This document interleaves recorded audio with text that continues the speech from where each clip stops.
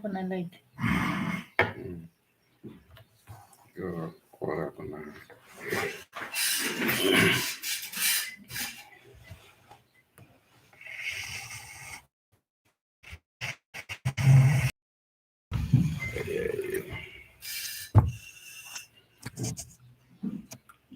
Just up in there, right?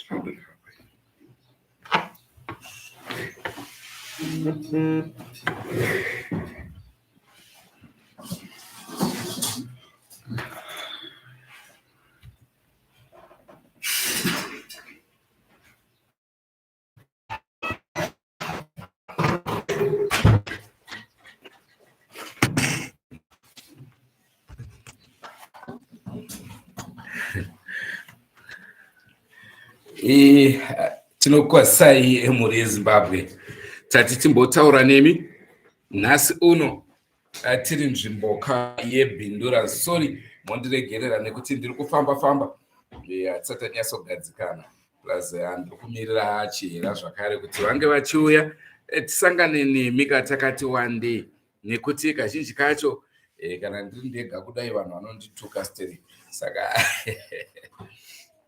tangoti regedzai tisangane nemi veruzhinji tiri munzvimbo ino yeBindura.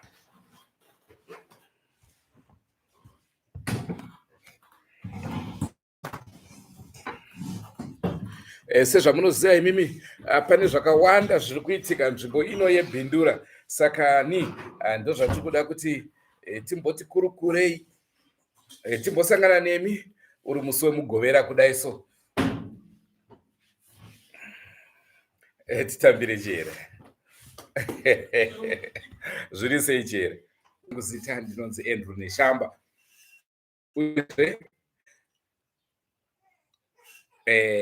Ndina Chihera. Mushini wangu uri kunditaurira kuti network yedu haina kugadzikana, iri kugaba iri kuita zvese. LeZimbabwe lapelikhona lika lesikhathi ukubonana but ngiyathemba kula mavidiyo enye nje uthe la ibona lenye nje sisayiphira khathi siphela ukuthi sithola ukuthi siyaxoxa sonke sihlaleni. So namhlanje sithe hayi asike sibuyeni live ngeke ngibone ngalicina kudala ngase ngilikhanuka kabi, ngase sithi hayi mana phela ngeke ngivakatshele izihlobo zami zeDrewmas media ezeYouTube. Chekutanga changade kutaura mhuri yeZimbabwe, tiri kuda bata nhau dziri kuitika, nhau dzatabata svondo rino rese, asi focus yedu iri kuno kuBindura kwatiri panguva ino. MuBindura muri kuitika zvinotyisa, makaitika zvinotyisa, kana kuti ngati zvichiri kuitika zvinotyisa. Ndofunga tichipedza live iyo inei tichakwanisa zvakare kukupai nhau yataita zuva ranhasi muno muBindura.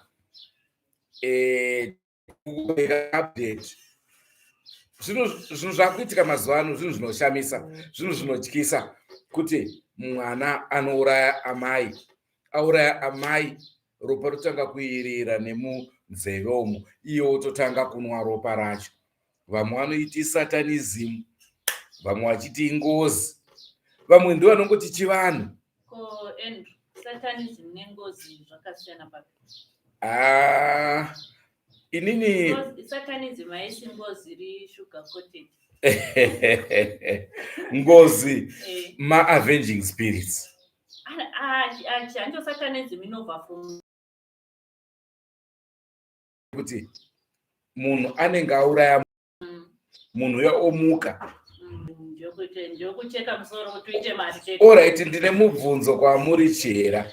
Sekuti uyu munhu akauraya amai vake, mukateerera nhoroondo yake, hanzi mukomana anga akanyarara zvikuru, vanhu amai vake was down to earth, vanhu vaigara zvakanaka nevamwe maraini. Mweya wakabata mukomana ndobva auraya amai. Mweya wakamubata nai uraya amai. Mubvunzo wangu unoti anopinda denga here kana kuti haapinde? Ivo Mwari havazvizivi here kuti munhu aya ashandiswa, pane vagara paari kuti zvakashata zvizoitika? Question mark.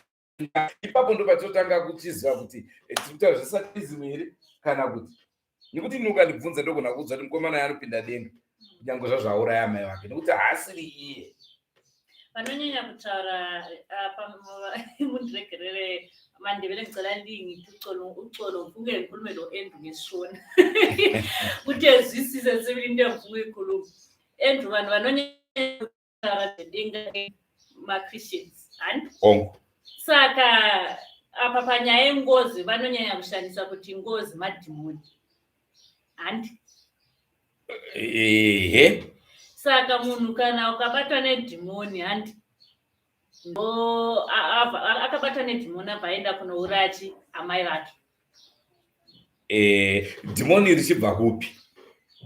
Hongu tiri papo muri yeZimbabwe ndoda kukuzivisai kuti panhau yatakakupa iya pekutanga pazvatanga tisina kukutaurirai.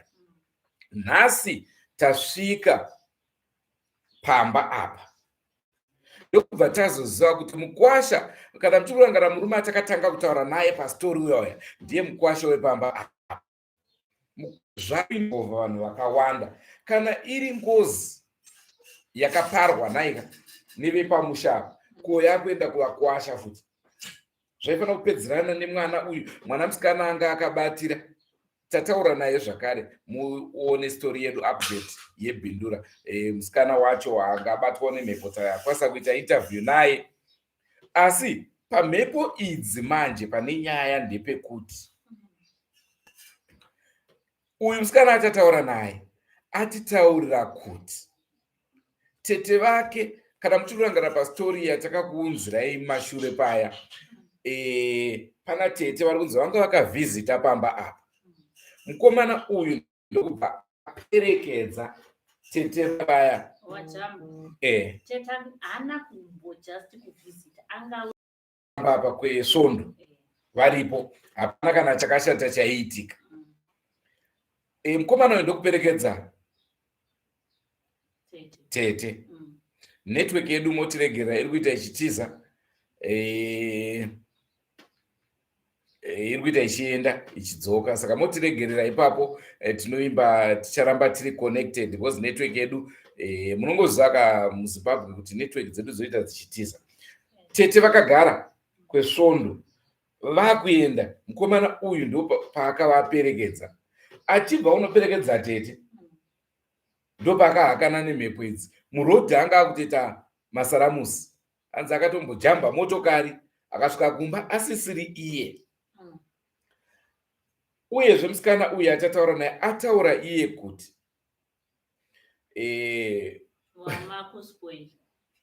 makuspoila vanofanira kuzinzira ivo kuti ati aiwa ndiringopangu briefly kuti tikwanise kuti vanhu vanzwise kuti nhau yedu iri kuenda nekupi. Handitika mukomana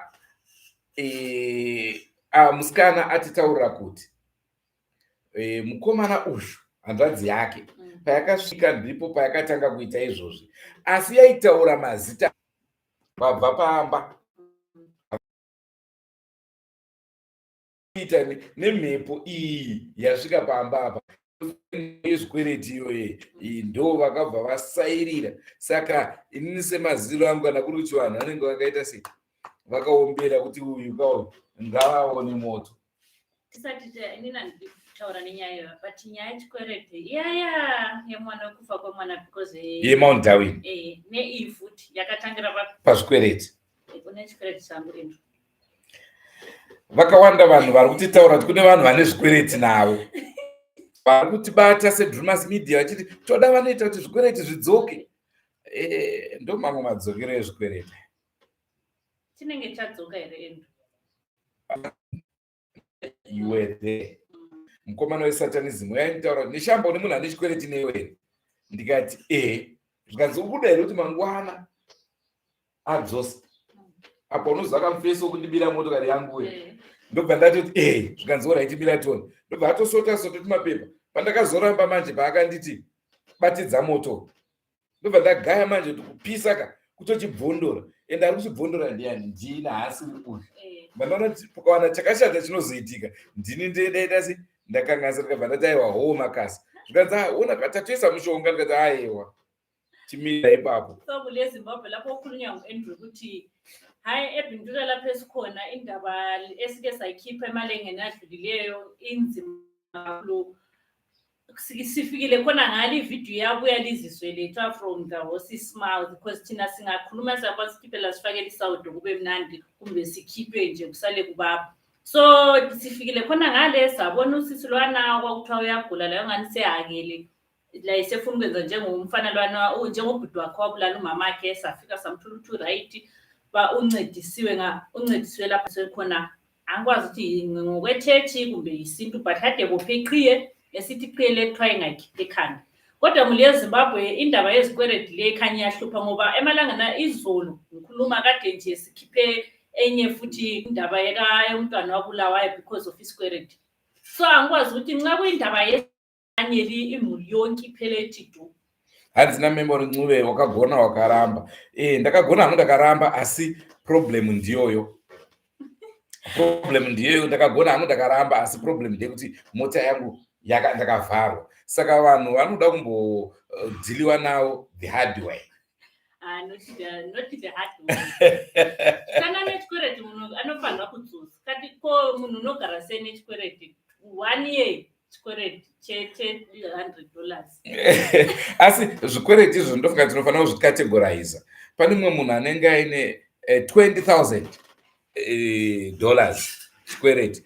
Mumwe munhu ane $5,000, mumwe munhu ane $5.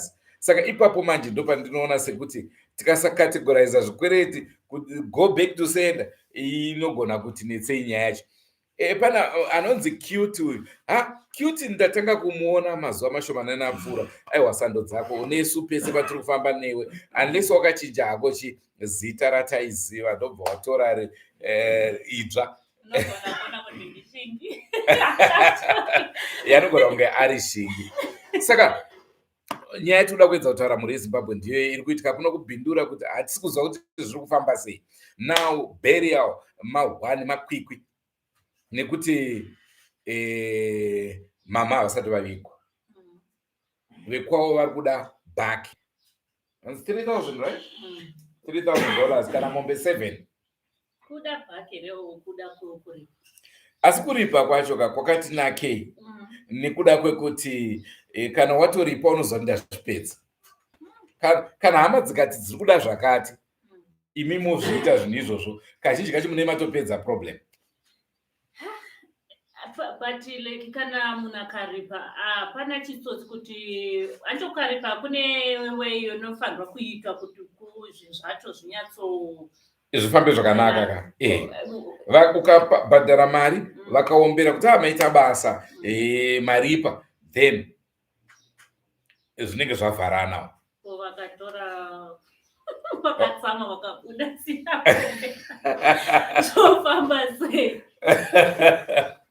Ipapo handiziva hangu kuti zvinenge zvamira sei. So muri yeZimbabwe ndo nhau iri kuitika muno mubhindura matiri.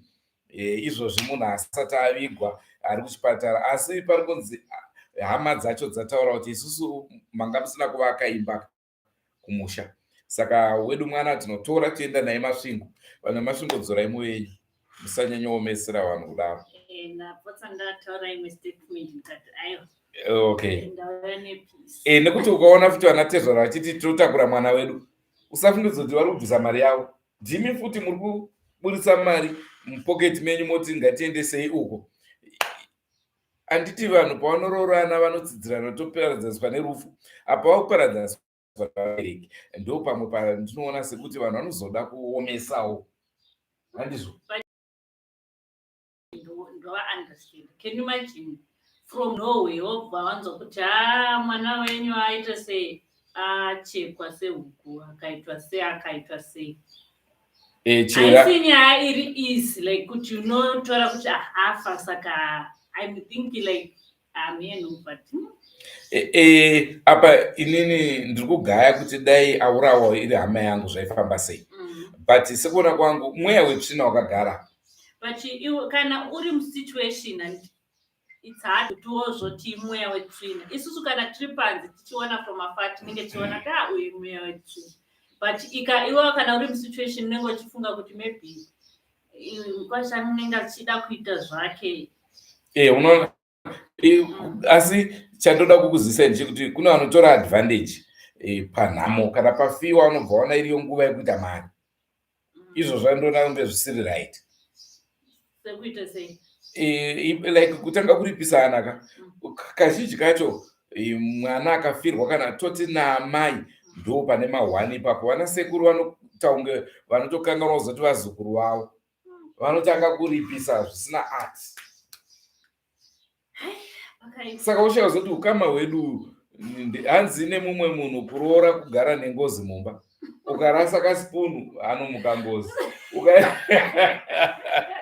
Saka rugare rwacho rwuri papi panyaya dzekuroora. Pakaipa tukaroora isusu vana chera hatina ngozi isu kana tikafa. Maita basa mataura kuti chihera ngozi vazhinji varongondibvunza ndichihera heravo hongu ndivo. But kana tiri kurarama so hatiri kumuka toda kupedza shungu dzedu kana tisati tafa. Saka kana tikafa hatimuki ngozi torarama kana tichirarama nopika ngozi. Hanzina Alec komesa iko kuri bo 3000 iyo haisi yekuripa ngozi iyo, ndeyekuti tibvume kuviga. Saka kana iri yekubvuma kuti vanhu vavige chete zvine zvazvingareve here, saka hapana nidhi yekuibhadhara.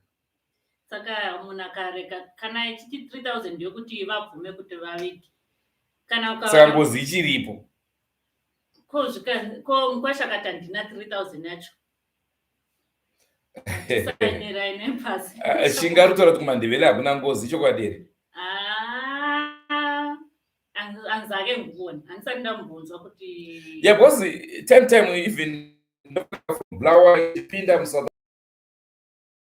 because nekuurayanwa kunoitwa kwe zviriswa uchitungidzwa moto dai vaimuka ngozi vanhu vayaka havaifambika muSouth. But I think ngozi like ukanauraya munhu that spirit inomuka ichirevenge. Ibrahim zvavataura handisi kutombozvitaura, handitombodoti chihera azvinzwe zvo zvakadaro because unozomuvhiringidza pfungwa kwete, handisi kutombomutaurira nhau iyoyo. Munoti kudii nayo nyaya yatinayo muZimbabwe plus nyaya yekuurayana kwevanhu yati wandei kunyanya kwevana. Ani munorangarira tichiita stori yemurume akazozvikanda pamberi pegonyeti akuda kuzviuraya mushure mekunge aroera mwana wake 4 years pasi akafa. Mount Darwin makaiona stori yatakabudisa nezuro, mwana akafira mari diki diki. Anenge achi ane still clean like clean. So inini nekuanalyze kwangu I feel like kana vanhu wesina August maybe vanhu vanenge vachida clean blood kuchifa vana vega. It's just my analysis. Amen. Hanze na Lovedale, my daughter is happy to see you chera. Hello, anonzani daughter? Ko haasi kufara kundoonawo. Dai vataura zvumba kuti anofara kukuona izvo. Saka March Central mandinyadzisa. Ndimi wemapostori aya kunyora mvura. Asi unobva kupi? Ndati March Central mandinyadzisa, ndobva March Central. Ndachida kuziva kuti iwe unobva kupi? Ndobva muZimbabwe. Ndakanzwa anonzana ari kutaura kuti ZW ndiyo nyika yedu yacho, hatina imwe yatokwanisa kutaura nezvayo. Saka muZimbabwe ameno munoti kudini nhau idzodzi. Regai timboenda kumacomments enyu.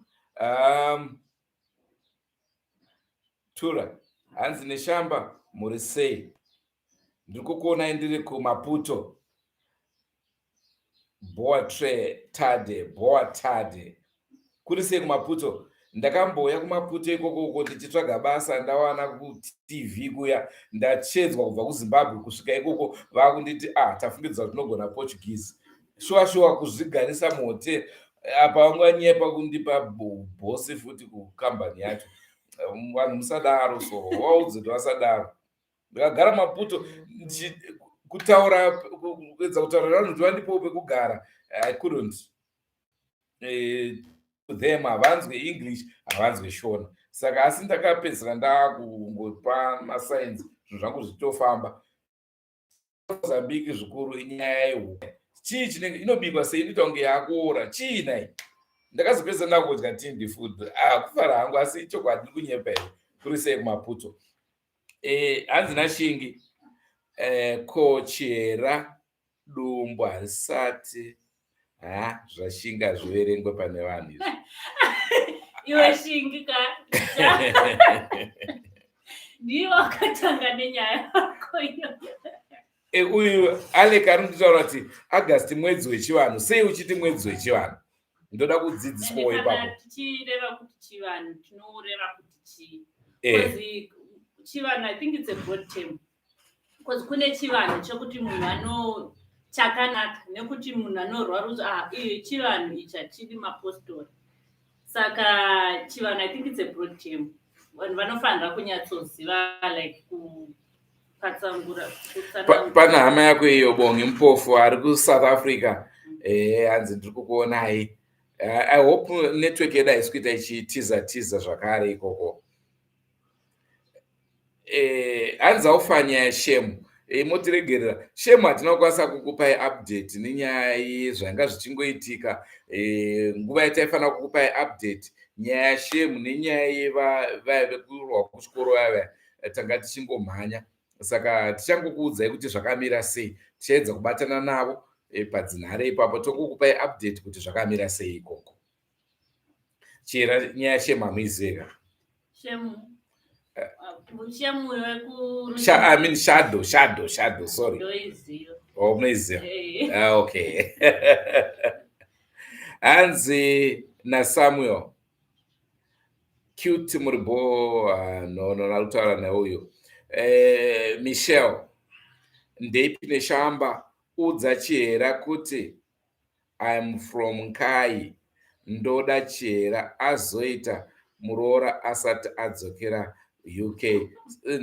Ndakukutorerwa ndosara ndiri bachela.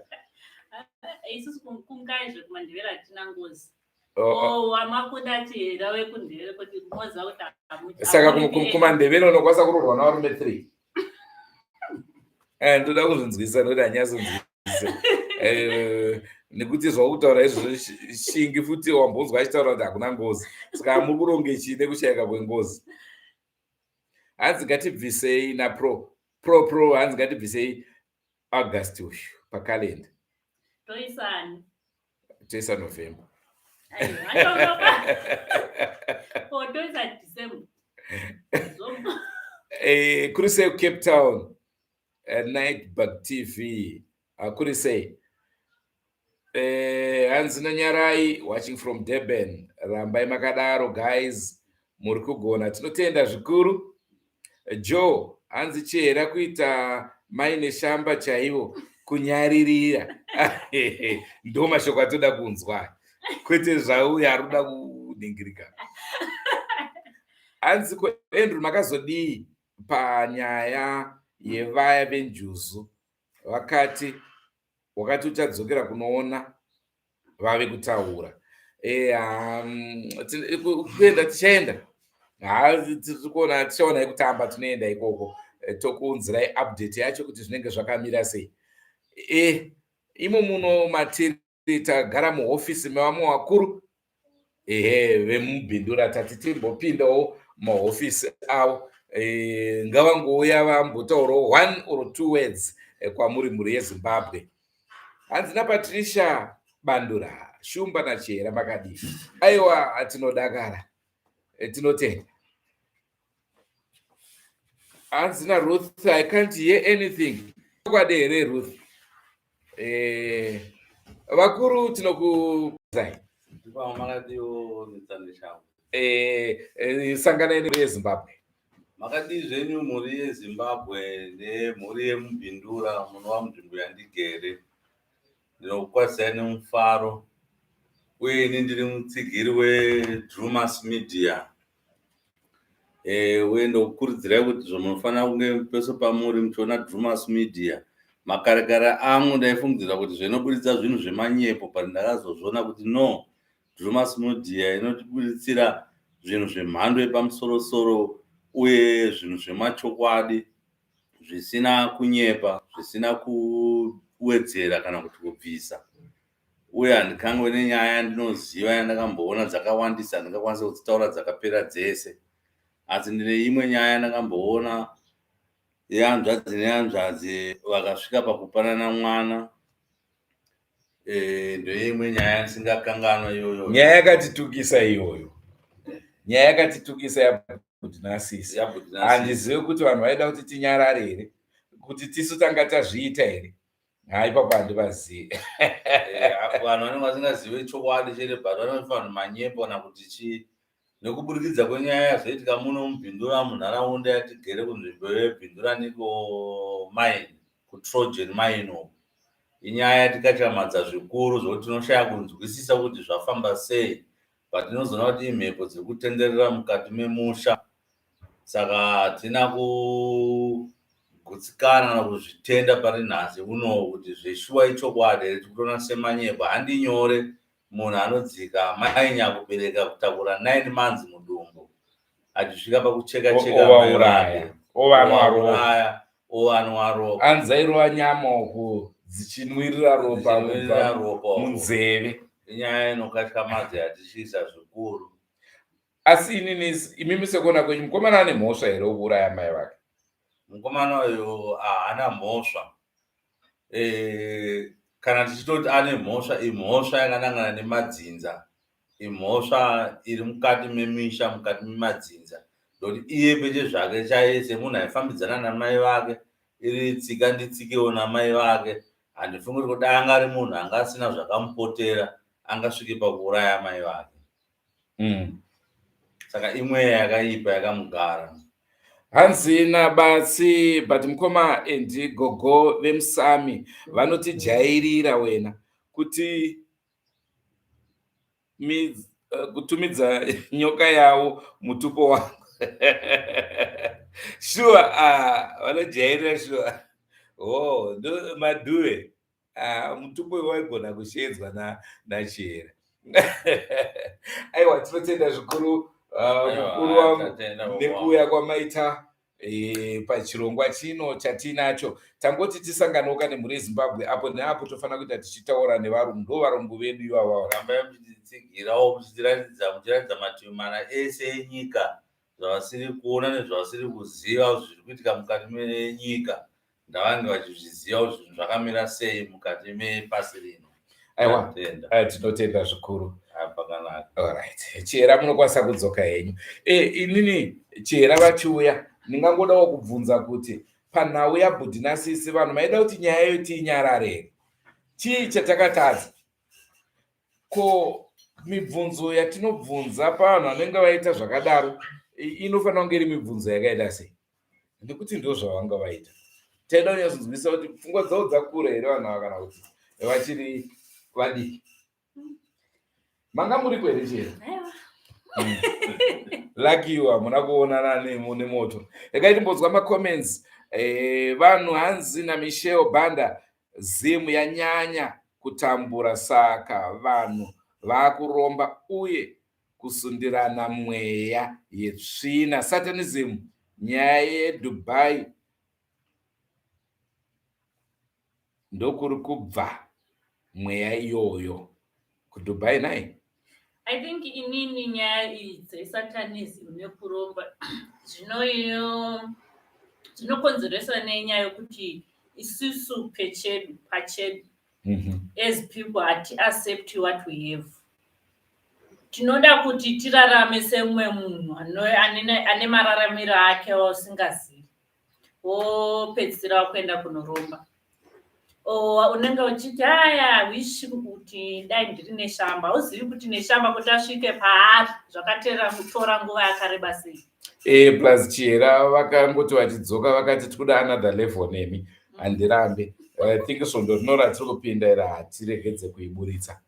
So vari kuWhatsApp yekumagroup ekuDrewmas ndoda maquestions ndichatonyatsokupa izuva ndoziva kuti mune maquestions akawandisa. Ndichaenda kunotenga counter book kuti ndinyore maquestions ese and hatisi maquestions ezvo zvokuti tadyiwa nenguva. the whole day tinane shamba. Sisi zviri sei? Aiwa tiri bo. Hanzina cute maramba kutiudza kuti vakuru wavo vanonzani. Aiwa ndo varamba ungadai vataura kavazviintroducer. Vanonzi Vanyuke. Vanyuke.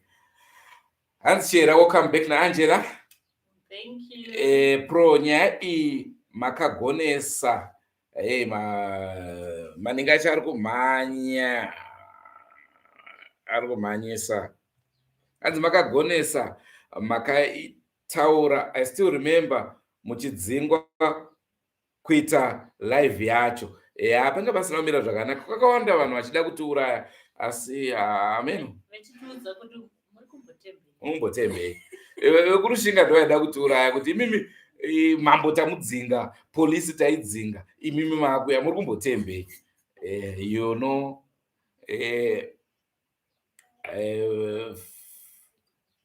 hanzi 44 maibvise. Yes Chera. Hanzi Moro. hello. Cute mashinga kuramba kutaura kuti vakuru avo ndiani, ndo vatati vanonzi Vanyuke. Nya Bug TV hanzi vaya pfungwa dzavo handina kudziona mushe, vose vanenge vane mental disorder. Kukutaura ichokwadi panyaya iyi yakadhira vazi hidden story yataida kuedza kuti bring. Vanhu vakazokasika kungotituka ndobva tangoisirawo ipapo.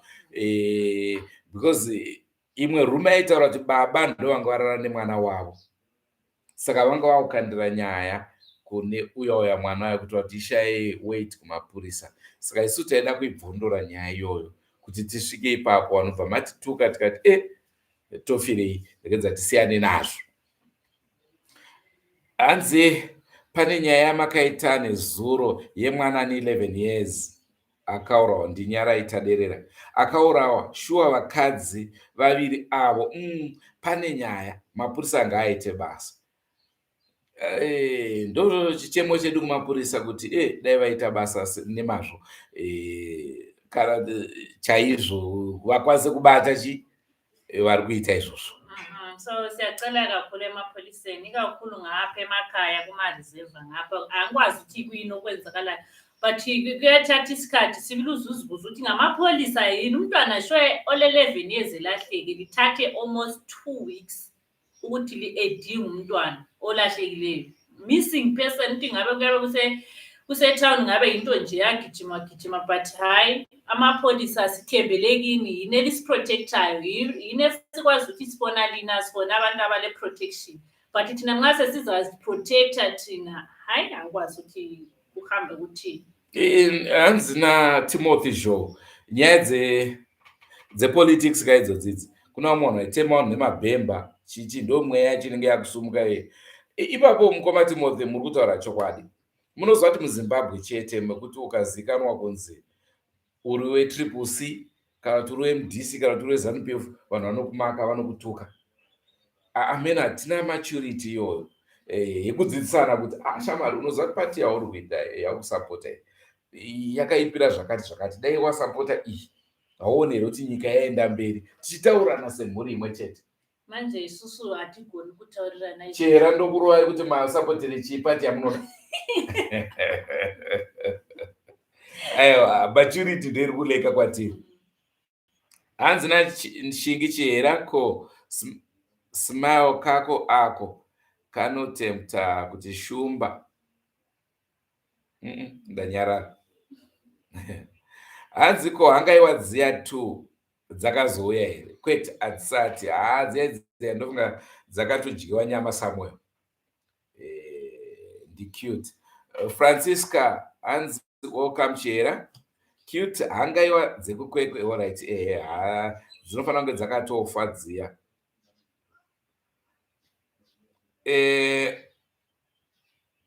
Ndikuedza kutsvaga mwasina kuenga shiye.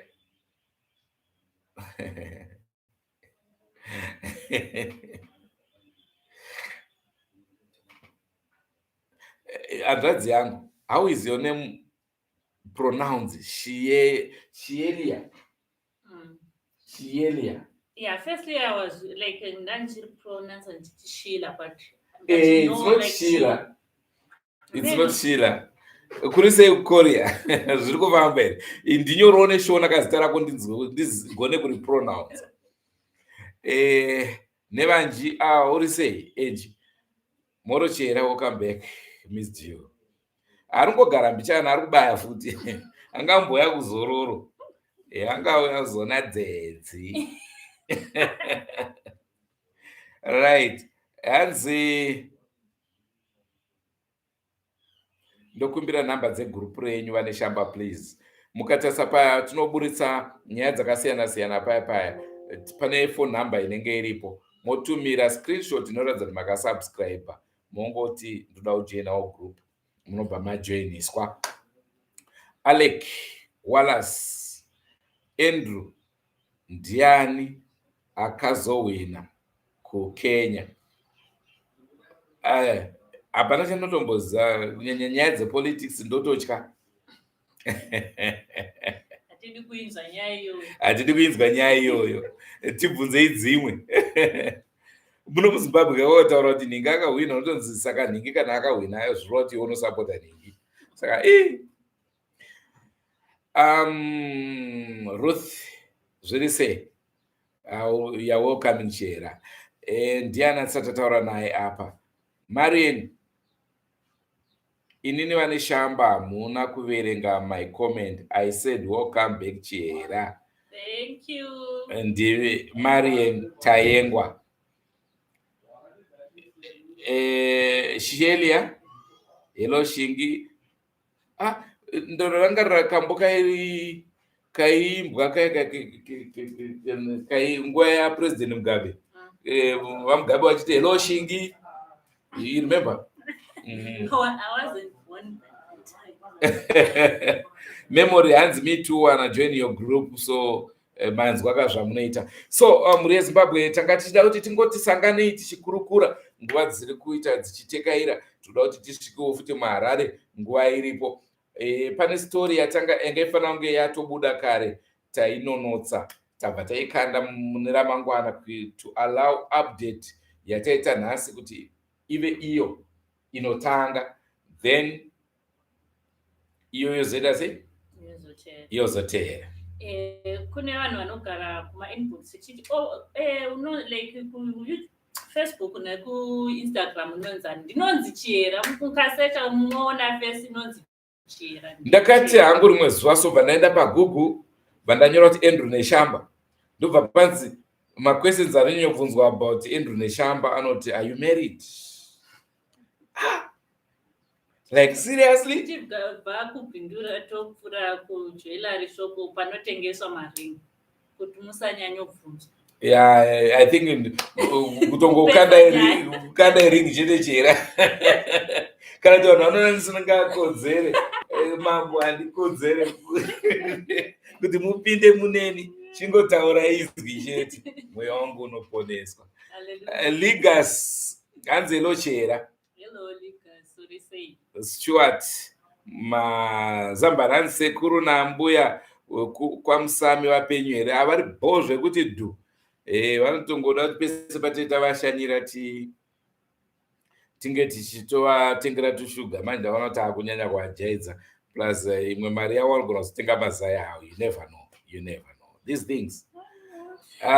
Shieli hanzi mushe Drewmas, my name is Sheila. Yes, yeah, Sheila. But my pronunciation. Ndo anozosiyana. Right. Hanzi Chera muri pa Instagram here. Ndiripo Chera futi. Shingi hazvina kutaurwa iwewe izvozvo. Sisi hanzi mukoma muri kudiwa nevanhu. Tinotenda nerutsigiro muri yeZimbabwe. Hanzina memory water. Just answer that question Andrew. Which question? Handina kuiona memory, nyora futi sorako.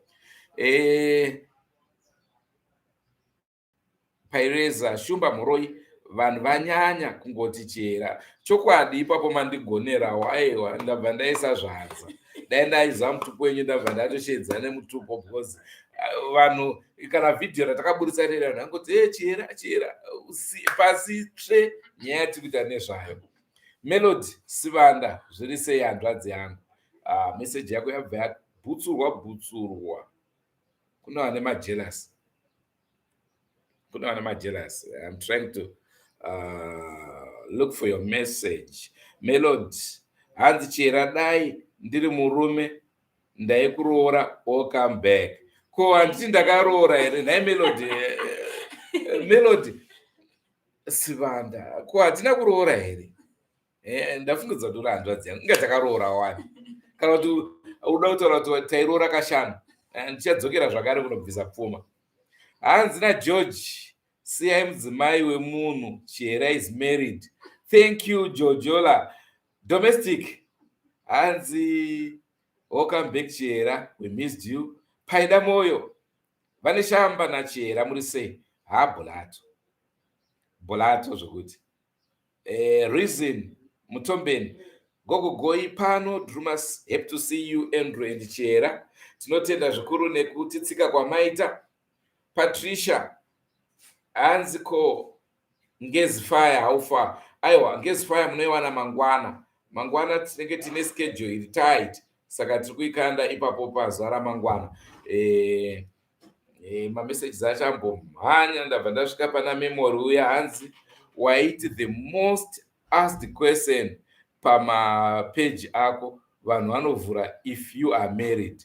Inga ndotaura ndakaroora mukadzi wacho muchimuona, asi vanhu munonobvunza Google, saka handizivi kuti vanhu vanoenda kunoitei kuGoogle. Maybe Google Ligas hanzi lo Chera and vane shamba zviri sei? Consilia Kapoka tiripo kuSouth Africa tinemi, tinotenda zvikuru. Mukoma endi Chirera ane moto andosimudza chaunga cheDrewmas. Hanzi Chera angada kuti Chera ane moto anosimudza chaunga cheDrewmas Media. Hanzi kandimi munosumudza. Hello guys, how are you? Ndimauduyo. Shingi ndakutya kuverenga zvaunenge wanyora, saka ndiri kujamba makwestions ako. Deborah Jem, hanzi kuseka uko ndokoita kuti ndikusuwei Chera. Muri sei shumba? Aiwa Deborah, shumba iri kudzva. Beni Mapfumo, Chera yes shamwari yangu, ndanga ndakusuwa wena. Otherwise, thank you Team Drewmas for taking us to another level. Tinotenda Beni. Cute makatorora nhai. Yo cute uri murume uri mukadzi? Ndoda kunzwisisa first. Hello guys, nice to see you both. Fadzai zviri sei? Tafadzwa sonono. Nhasi ndambotaura nezvaChera paWhatsApp group reDrewmas ndichiti anogona kuturikira kururimi rwechishona, hazvina kupera mushe pamberi nebasa renyu. Kune nyaya yengoti nekepsi ndeipi inogona. Hazvisi zvemakwikwi, musavakombe vasikana ava. Mukavati iwe unogona, mumwe wacho anofila kuti saka ina hapana zvandiri kuita, zvinobva zvanetsa. Sezviya zvamunotiita futi kuti channel yenyu yakundwa neanhingi, hazvisi zvemakwikwi. Ndinasana mboona munhu anoenda paETV onyora kuti muri kukundwa neSABC kana kuenda zviriko here izvozvo? Hazisi kuzviona.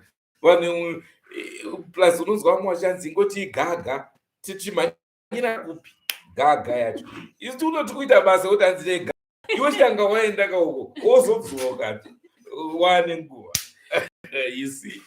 Hanzi nakoleta Chera muningina wangu, ndafara kukuona. It's my guru.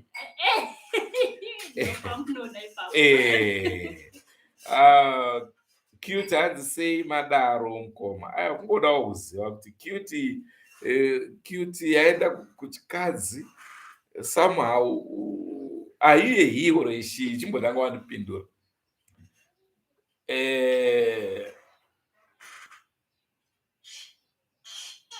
Hazina maudhwa muchadi kutiudza nyaya. Hello guys, love you so much. Faith.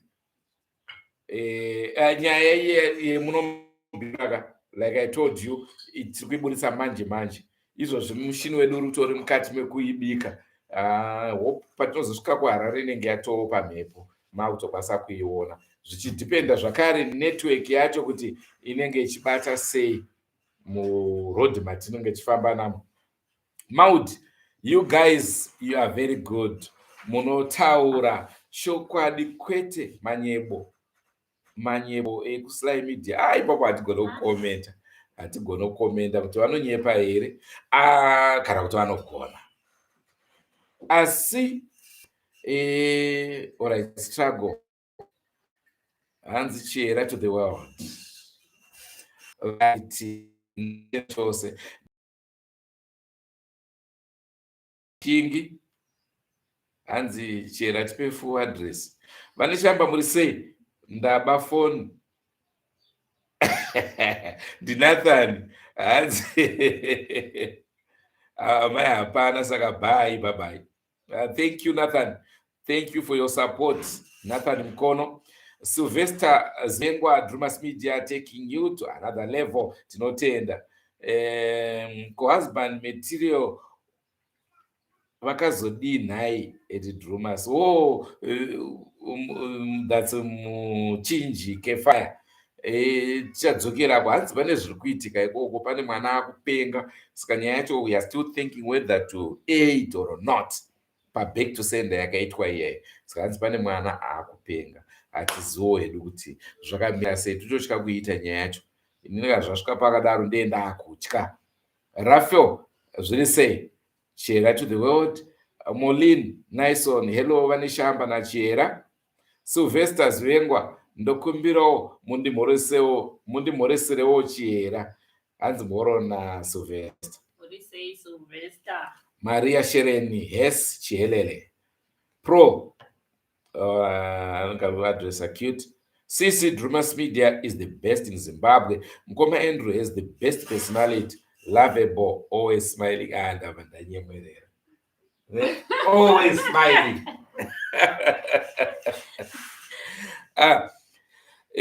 Tiri ipapo kamune Zimbabwe. Munoona pane patakaburisa nhau. Kunyanya ivo vanotambudzika, ava vanhu vanenge vachitambudzika kana kuti vanoda kubatsirwa nen'anga, vazhinji vari kuti onai sekuru nhingi. Ndikuudzei chokwadi, Drewmas Media ine vana sekuru vanosvika kuma80. Madzimai amheno vanobatsira. Vese vanobatsira tinavo, database ravo tinaro. Asi vanhu vamune muchiti endai munoona sekuru nhingi, vanoita mahara here sekuru apa? Kana vachita mahara, yes, tinokwanisa kuenda kwavari. But kana zvokubhadhara vasiyane nevamwe vana sekuru vatinavo. Problem ndekuti kana munhu ari matambudziko angada kubatsirwa, angada kubatsirwa futi mahara, anenge asina mari. Saka ipapo ndo panoita question. Zvofambiswa sei? Plus vana sekuru venyu vamunotiudza, vazhinji vacho tinoona vachiuya kuDrewmas Media vachitaura kuti ndakanzi nasekuru nhingi ndivamirire pakati takavapa $80 sekuru havasi kubatika. Ndo zvinonyanya kuita zvinhu zvemahara. Unozoona kuti cost yacho yakati wandei kudarika kubhadhara mbichana wopuwa munhu anotrusting. Ruth Mauto, Chera Waruza, zuva kuno. Hanzi kwakabvawo kuzuva haasitombozati kuno kuri kupisa sei. Evelyn Mpofu, Chera uri sei? Ndichera agere. Nyapila mampofu njani? Iyo vanogomhoresa iwewe sei? Ndochikamarizmu chatisingade icho chicho. Nomo zviri sei? Tina Priska, hanzi tapindawo pano makadini henyu? Tiri right. Shenet Chihamba, yes Chihelele. Vari kunyora nezvachihera zvinezvi. ndombo yes hanzvadzi yangu Faith neshamba chera muroora seishumba. Aiwa, ndinofara hanzvadzi, undibate pafoni. Wagarisa Hanzi naMaria, taurai henyu, vanhu ngavataure chokwadi. Priska, chera uri sei? Faith Mapfumo, ndachida kumhoreswa mukoma Andrew, ndatsamwa sorako Faith, utiregerere. Mameseji acho awanda, nenguva dzacho dzatekaira zvakare. Saka totoda kukuzivisai muri eZimbabwe ndechekuti tiri kuedza kugadzirisa, tine mapurogiramu atoda kukuunzirai akasiyana siyana. Chandingade kukuvimbisai ndechekuti takazviona kuti mapurogiramu atinoburitsa akawanda, vazhinji vakuateedzera mamwe maTV channels, asi chatoda kukuzivisai ndechekuti tine mapurogiramu asingateedzereki tiri kuya nawo, asi pane 1 or 2 things zvatoda kuedza kungotanga kugadzirisa. Tikangopedza izvozvo chete, aiwa, tinenge takukupai uchi pasina nyuchi. Muli eZimbabwe ngethemba lamuzwa lapho Andrew khuluma ukuthi ama-programs amaningi abantu abaningi ema-channels amaningi kuma-YouTube abantu sebewakopile, sebesenza ukuphose kuhambelane.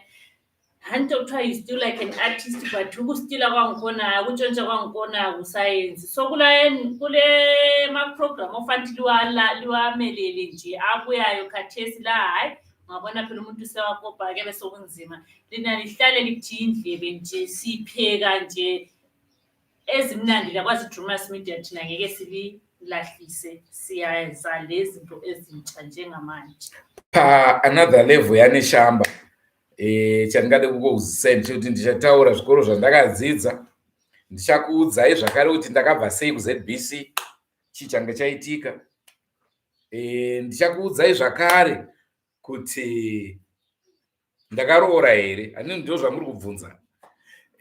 Ndichakuudzai zvakare what happened to my eye. Ndakaona pane imwe channel chinzi neshamba chitori chibofu, haoni paitaurwa nenyaya yemuchinji. Handisekaurema wafa. So muli eZimbabwe another level kaneshamba is abakuma-WhatsApp group eDrewmas Media. Hayi, ilanga lami khona lokuthi ngifuna ama-questions ngizalifaka sibili. Ngicela ama-questions zonke lingabe lifuna ukumbuza. Ngiyakwazi ukuthi abaningi bakwazi ukuthi hayi sasikwazi uneshamba esebenza eZBC, uneshamba usupporta which party politically, uneshamba uthathe yini, uneshamba wafunda. Hanzi neshamba unosupporta ZANU-PF, MDC, Triple C. Hongu ndibate pa-another level, ndokuudzai chokwadi chacho kuti bato rangu randosupporta nderipi. Nderechera.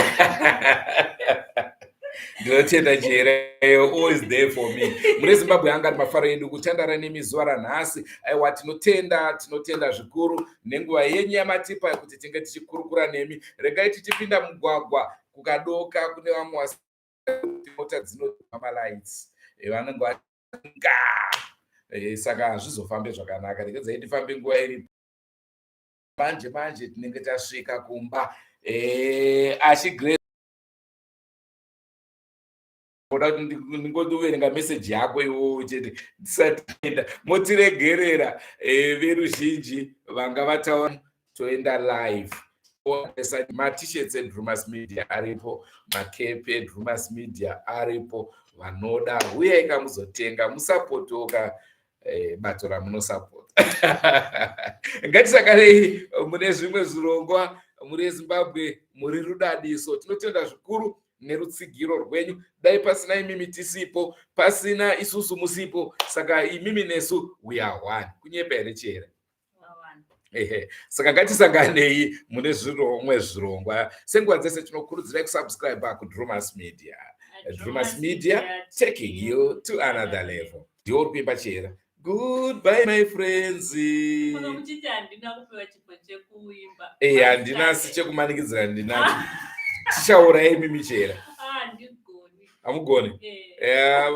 Alright, pamwe chataura naDebra Jemwa kuti ndimbiro Goodbye my friends. Tichazoona.